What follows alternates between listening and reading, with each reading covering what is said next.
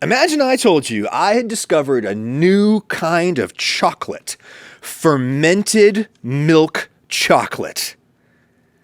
All the cool kids love fermentation, which in a culinary context is the process by which we allow microorganisms to eat our food a little before we do, thus creating new chemical byproducts like acids and alcohols that can preserve our food for us and also make it taste really complex and interesting and good.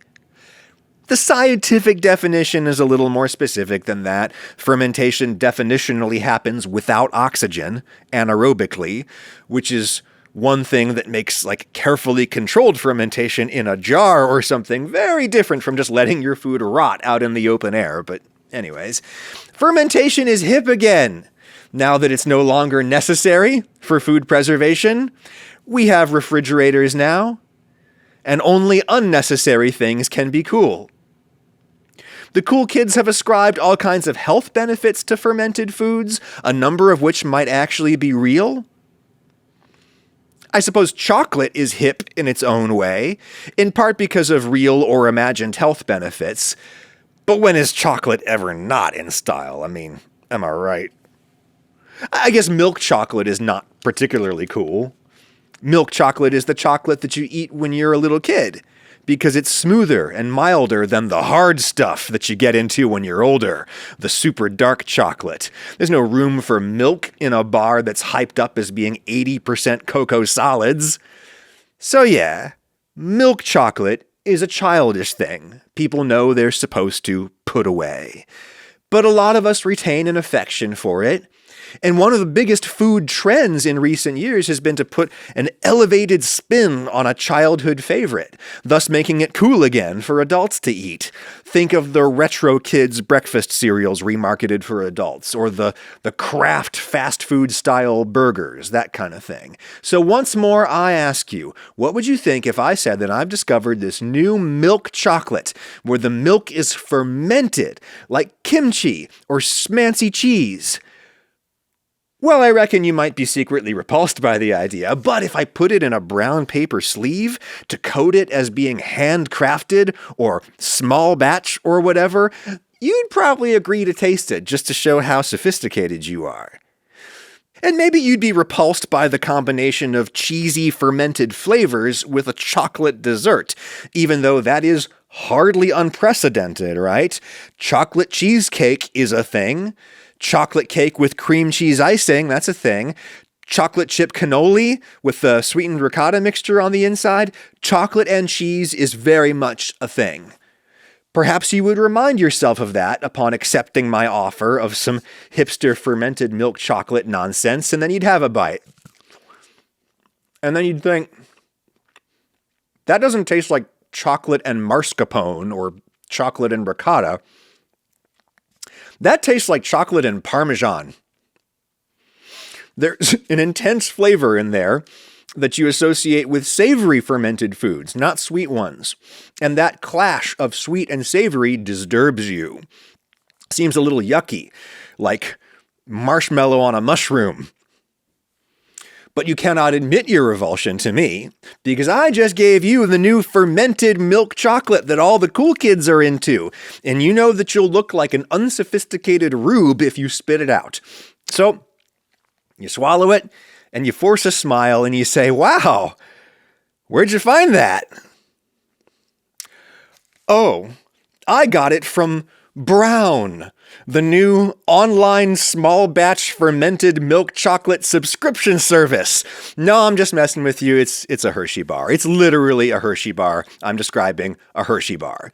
I've talked about this on the internet before, but I wanted to make a new argument as to why I think many of you are being hypocrites for the way you look down on this stuff. If I wrapped it in craft paper and sold it at Trader Joe's as Bragg Live Foods fermented milk chocolate or something, you know you'd buy it. But also, I want to go deeper on the chemistry and the industrial history that explains why Hershey's chocolate tastes so darn weird to people who did not grow up eating it in the United States. I have in my possession the chocolate patent, which I've been reading, reclined on a mattress from Helix Sleep, sponsor of this video. True story. We just had a guest stay in this very guest bed, and when she didn't get up in the morning, we got a little worried, and then she texted us saying, "Sorry, this bed is so comfortable, I don't want to get out." She did not know at the time that this was a Helix or that Helix sponsors my videos. That is a true story. These are real super premium mattresses selected for your body and your sleep needs and shipped free in the US in a box. You just break the vacuum seal. If a new mattress isn't in the offing for you this winter, consider getting cozy with a Helix mattress topper. Throw one on top of your old mattress and address your back problems or your sleeping too hot problems. They have tons of custom options available. We've switched all of our mattresses to Helix mattresses and we've never looked back. If you're big, if you're little, if you're tall, if you and your partner are really different and you require different sleeping surfaces, there is a Helix model available that can improve your life. Right now, save 27% off site-wide with their President's Day sale exclusive partner offer. 27% off site-wide with my QR code or the link in the description, helixsleep.com/Ragusia. Thank you, Helix. Anyway, chocolate. Here's the big asterisk that I need to put on the whole intro riff that I just did about fermented milk chocolate. A Hershey bar might not be literally fermented. If it's not literally fermented, then it is effectively fermented. The chemical result is the same as if it had been fermented. We can't know for sure how they get there because Hershey's is a major multinational concern. Their chocolate process remains one of the most closely guarded trade secrets in the world. But thanks to the rule of law, something too many of us take for granted, there are some things that we are legally entitled to know about Hershey's chocolate. We know the ingredients because the law says they have to put those on the package. It's sugar, it's cocoa butter, it's various milk fractions, and soy lecithin as an emulsifier. It's pretty simple stuff. But they don't have to publish what they do to the ingredients unless they wanted to patent any aspect of their process. Check this out. This is Milton Hershey's patent application, originally filed in 1931, and it was granted in 1934. A process for the manufacture of milk-containing products. Authorship of this patent is attributed to this guy Herbert Otting at a lab in Ohio, but the patent was assigned to Hershey, and that kind of thing is common. It has long since expired, because patents always expire, generally after 20 years. It's not like a trademark that you can renew indefinitely. Hershey's will own the name Hershey's for as long as they exist, and as long as there remains rule of law. But patents expire. A patent is the exclusive legal right to use an invention. We give you 20 years to make your money off of your invention before we start allowing direct competition from people who did not invent the thing. If I'm a competitor, how am I supposed to know what I'm not allowed to use? Well, the inventor has to publish their invention in full detail in their patent application so that everybody else can know what technology someone else has the exclusive rights to. We cannot know for sure if this is how Hershey's makes their chocolate today, but this is probably how they did it 100 years ago, at least, because Milton Hershey had to divulge his secret in this patent application. So to set it up, the application explains that when you want your product to taste milky, it can be hard to control or standardize the flavors that you get from dairy products.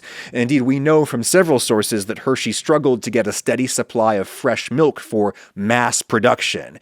He was bringing in milk from far away and storing it, and refrigeration wasn't as good back then, and he often found himself with spoiled, off-tasting milk. The application says, quote, "When the chocolate or other material is first made and has the desired distinctive milk or powder flavor, the latter is found to be unstable or evanescent in character and to disappear after a short time."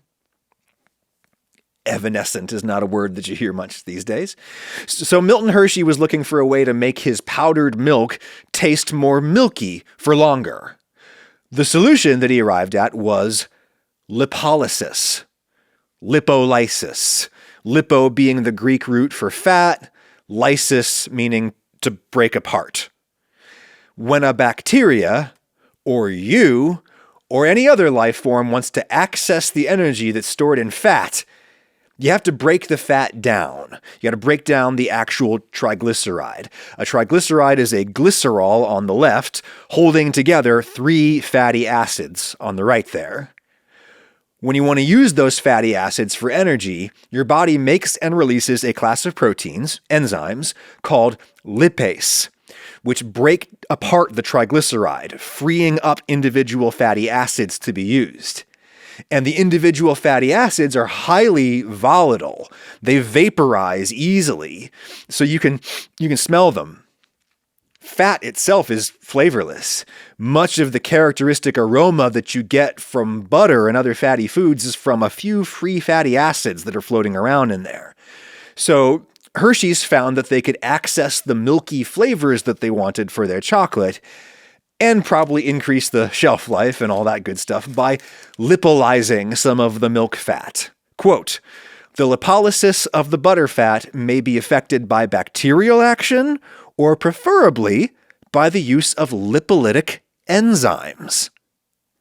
Now, this is key. You can either introduce some bacteria to your milk that will use their lipase enzymes to break down the fat, or you can grow a bunch of bacteria in a factory, extract the lipase enzyme from their little unicellular bodies, pack it in a barrel or something, and then sell it to a guy who runs a chocolate factory. And then he can just add the lipase directly to his milk, which is what Hershey's is telling us they did. Actually, the author of the patent says that he got his lipase from the pancreatic glands of edible animals. No idea if Hershey's does that today, but I've read that the bacteria or certain fungal species are the most common source of industrial lipase today. Anyway, the patent gives them a specific process for treating the milk fat. The process in the patent is as follows. Heat the cream to 190 Fahrenheit to kill the bacteria, cool it to 105, drop in the lipase, hold it for 24 hours until you've got about 10% free fatty acids. Heat the cream back up to kill the enzymes, thereby freezing the process, and then you combine this treated cream with other milk products to get the properties that you're looking for in the end. I should say right here that we do not know for sure if Hershey invented all of this stuff himself. There are stories that he might have stolen it from a Swiss chocolatier. No idea if that's true. There's a story that the company acknowledges where an unnamed worker from the factory helped Hershey to crack the code. And for all I know, this patent doesn't even describe the real process. Maybe Hershey patented a different process just to confound any potential imitators, which is something that competing companies absolutely do to mess with each other. But regardless, the result is milk chocolate that is high in the aromatic free fatty acids that are characteristic of fermented dairy products, like cheese, most obviously.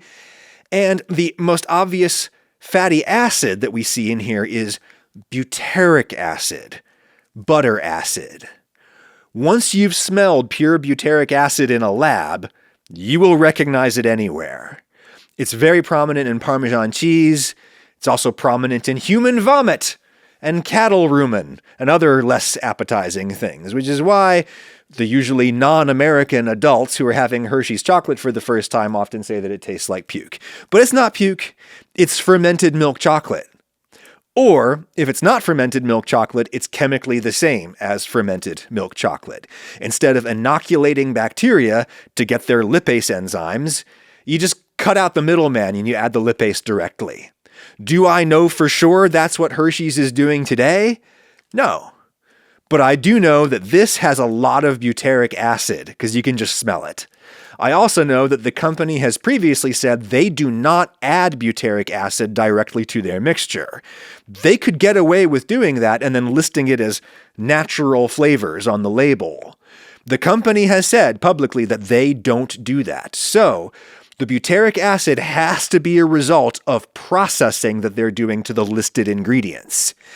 If they were fermenting the milk with bacterial or fungal cultures, you would normally expect to see that on the ingredient label. It might just say starter culture, or it might list the bacterial species. This Hershey's label lists neither, so I don't think they're fermenting with live cultures. Enzymes, on the other hand, do not have to be listed on the ingredients label because under US law, effectively internationalized via trade agreements, enzymes are legally considered processing aids. If you use enzymes in your recipe, you can list them on the ingredient label, but you don't have to, assuming that the enzymes are inactive in the final product, assuming you've denatured those proteins with heat, for example, the way Milton Hershey talked about doing in the patent application that has another guy's name on it, but he bought. So all of the above is why I suspect that they're still liberating free fatty acids with lipase enzyme over at the old Hershey factory. But that is just an informed guess on my part. The company is welcome to set me straight at any time. Call me.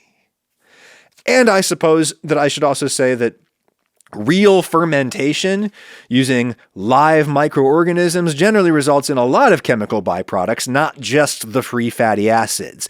And therefore, there may be meaningful differences between fermented milk fat and enzymatically treated milk fat, depending on the use case. But when it comes to the taste of chocolate, this is what you would get if you fermented the cream, or if you enzymatically treated the cream. It's effectively fermented milk chocolate. And if such a dessert sounds intriguing to you, for whatever reason, well, I suggest that you give the humble Hershey bar another chance. Make good choices.